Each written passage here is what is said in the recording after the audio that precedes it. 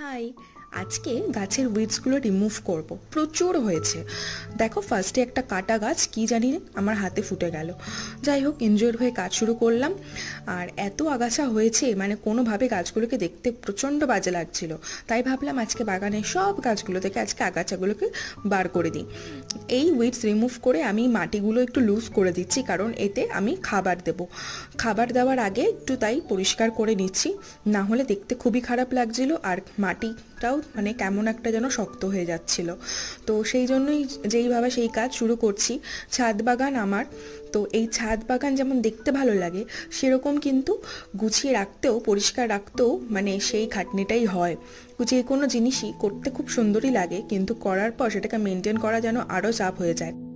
আজকের ভিডিওটা কেমন লাগলো তোমরা অবশ্যই কমেন্ট করে জানিও। ভালো লাগলে একটা লাইক করে দিও আর চ্যানেলটা সাবস্ক্রাইব করে দিও। আজকের মতো আসছি, টাটা।